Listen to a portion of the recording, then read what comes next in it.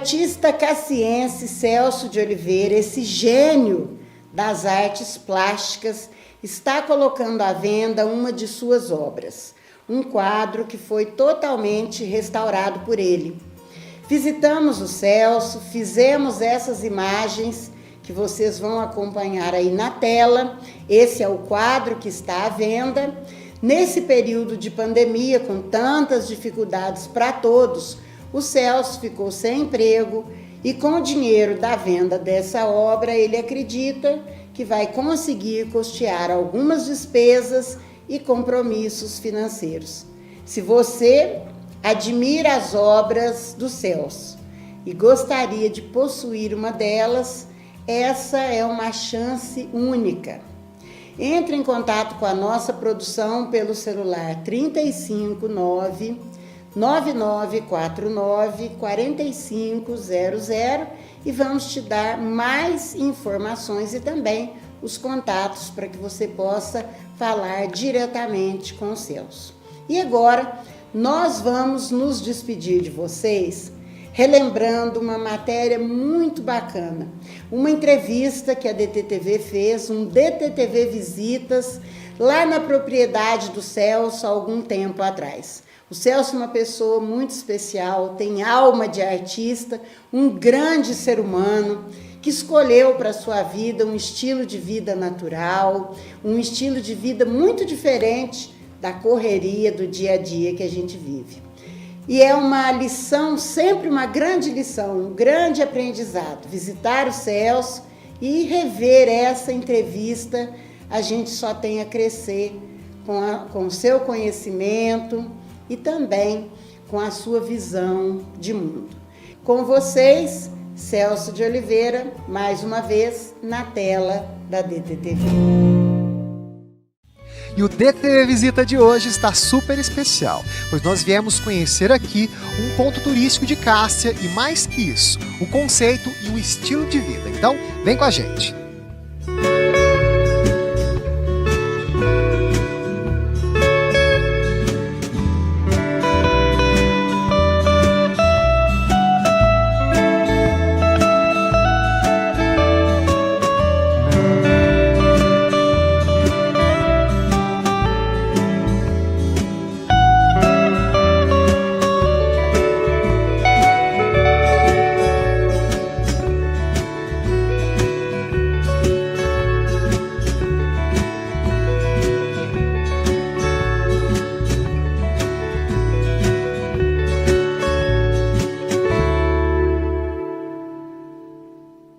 E agora nós vamos conhecer o idealizador do Recanto dos Pássaros. Aqui ao meu lado está o Sr. Celso. Eu queria que o senhor me falasse um pouquinho desse lugar, né, desse cantinho aqui que o senhor gosta tanto. Esse lugar aqui é um lugar que, a cada dia que passa, ultimamente a gente vem se sentindo ainda mais comprometido em zelar, em cuidar e manter a formosura desse lugar, porque é um lugar que está atualmente sendo ainda mais visitado pelas pessoas e apreciado até então.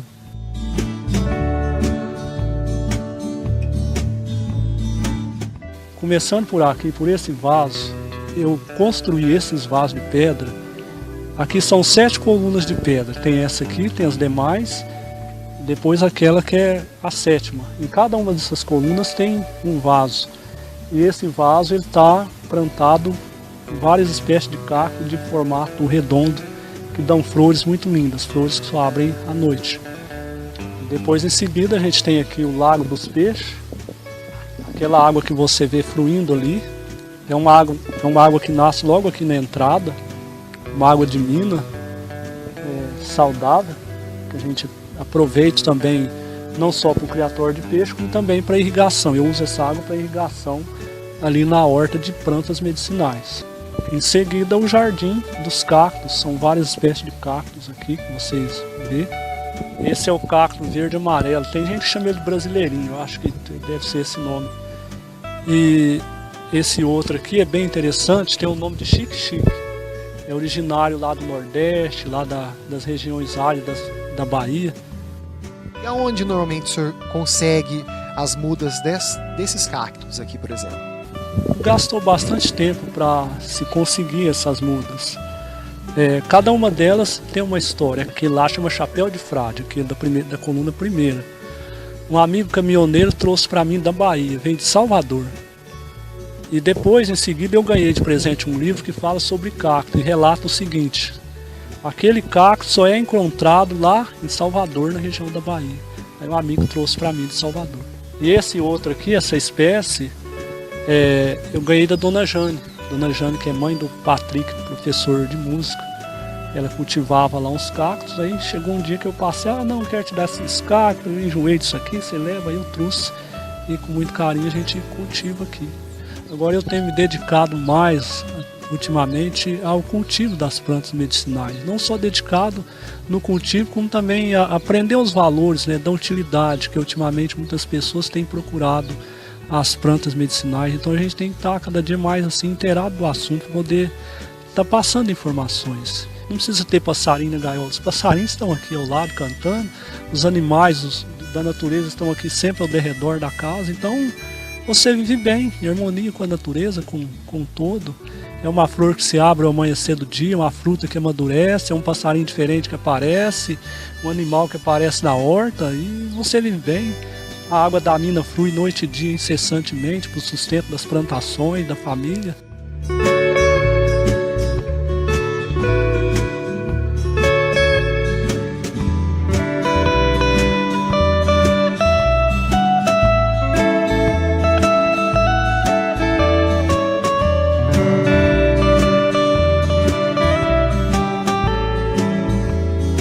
O Recanto dos Pássaros é um lugar super especial e o Sr. Celso vive aqui com a sua família, vivendo de maneira sustentável e ecológica. Os materiais que vocês estão vendo aqui talvez seriam descartados e o Sr. Celso reutiliza para deixar esse lugar ainda mais bonito e mais especial. Quero que as pessoas venham partilhar, venham aqui sentir o perfume de uma flor, apreciar uma fruta que amadurece, ver um passarinho, ver uma abelha diferente, ver a natureza. Estou sentado aqui num banco de pedra e à minha frente está um pequeno lago, também feito por ele, onde tem alguns peixinhos aqui. Fala um pouco sobre esse local. Aqui você estava falando que você fez também com materiais reciclados. Você pode observar que aqui na lateral do lago a gente tem esses peixes que eu consegui modelar e desenhar com o resto de piso.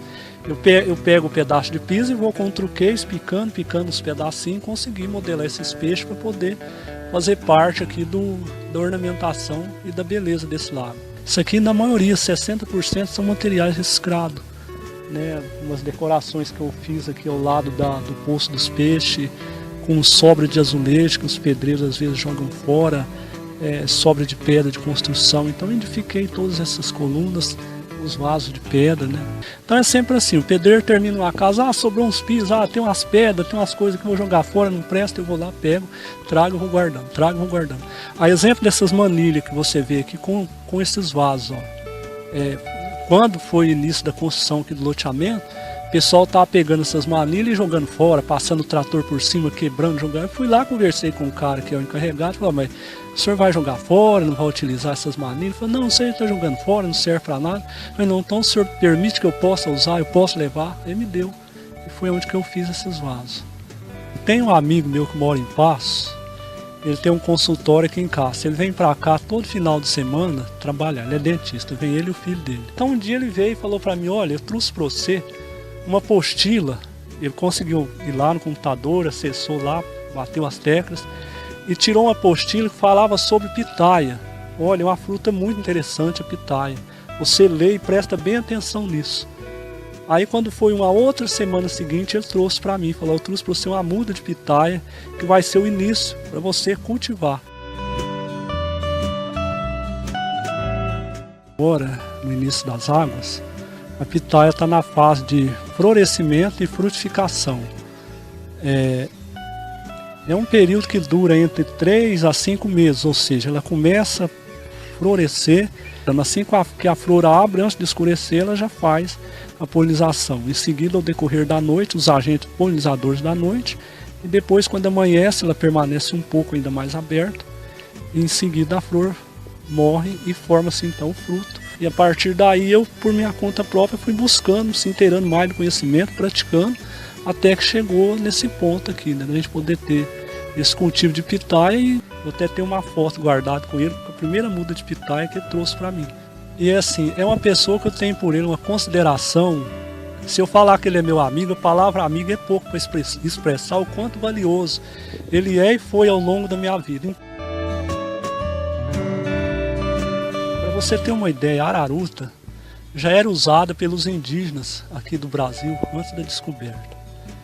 Eles conseguiam fazer o polvilho da araruta, e esse polvilho era usado para os recém-nascidos para curar diarreia, usado também para os adultos, e esse polvilho usado também como alimento altamente nutritivo. E hoje comprovou que o polvilho de araruta é o alimento mais fácil de digestibilidade que tem.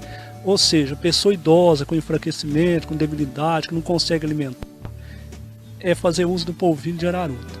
Através de uma máquina que o senhor mesmo produziu, o polvilho da araruta. Exatamente, é um conjunto de equipamentos que eu consegui montar com muita dificuldade, até chegar num ponto que realmente funcionou bem. Ali na estufa a gente planta ali a couve, tem alface, cebola e salsa, que são assim as verduras e os legumes básicos aqui do nosso consumo, né, na estufa.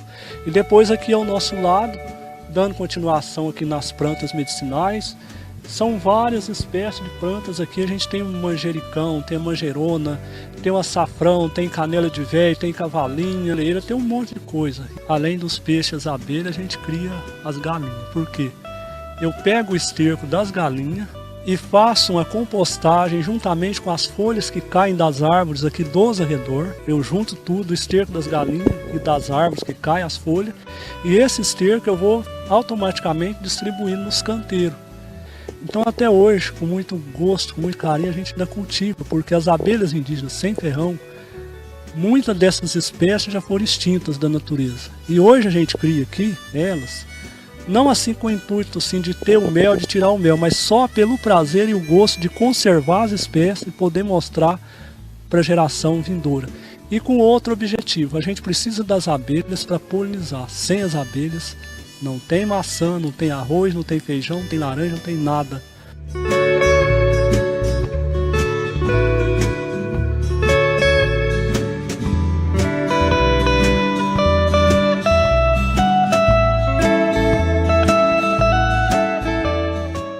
Então, a gente tem muito prazer em poder fazer esse convite para as pessoas que têm assim, essa mentalidade, essa filosofia conservadora de amor e respeito à natureza, que essas pessoas possam vir aqui para ver de perto, para conhecer o pouco que ainda resta, que a gente aqui com muito esforço pôde conservar e manter da natureza. Então a gente faz esse convite como Chácara Recanto dos Pássaros. Fica à direita do bairro. Quem está de frente para o bairro fica ao lado direito, bem no canto. Fácil de localizar, porque logo que chega já se vê um bosque com árvores nativas, árvores frutíferas, um bosque assim bem limpinho, bem cuidadinho. Eu acho que o ser humano, para ser feliz, não precisa de um espaço grande para viver. Basta que se tenha um pequeno pedaço de terra. E o mais essencial de tudo mesmo que a pessoa precisa é a água. Se você tem uma propriedade de terra, por menor que seja, mas se tem a água, você vive ali. Você vive, sua família vive. E o outro fator mais essencial que eu creio, que eu sempre acreditei, e que no mundo de hoje em que vivemos as pessoas estão tão alheias a esse fator, a essa situação, é a paz interior. As pessoas não estão mais preocupando com a paz interior, estão em busca assim, constante, incessante, incansável de coisas materiais. Eu creio que é possível o ser humano viver junto com a natureza, tirar dali o recurso suficiente para a sua subsistência, não para fins assim monstruosamente lucrativos, igual muitos fazem, mas sim tirar o suficiente para a sua subsistência, sua e de sua família, e viver em harmonia. Mas quando você volta para ter uma vida simples, tranquilo, modesto, eu não quero coisa cara, eu não quero nada além do que eu tenho aqui, é só minhas plantinhas, minhas criações, ganhar o suficiente para sobreviver e pronto. Aí você se estabiliza, aí você acha um ponto de estabilidade. é a simplicidade, é o modelo de vida. É poder partilhar com as demais pessoas. De nada adianta eu manter aquele portão fechado, viver aqui num lugar onde as pessoas dizem que é um paraíso, que é um lugar bom, que é agradável, mas só eu aqui não. Então, na edição de hoje, vocês puderam conhecer um lugar super especial, que é mais que um local para o Sr. Celso, é também um estilo de vida. Aqui é o recanto dos pássaros. Em seus encantos, a natureza nos fascina. Nascentes de águas cristalinas. Aqui tem árvores frondosas e por entre os campos verdes, borboletas bailarinas. Muito obrigado pela audiência de todos. E não se esqueça de acessar nosso portal pelo tvcassia.com.br. DTV de Cássia para o mundo.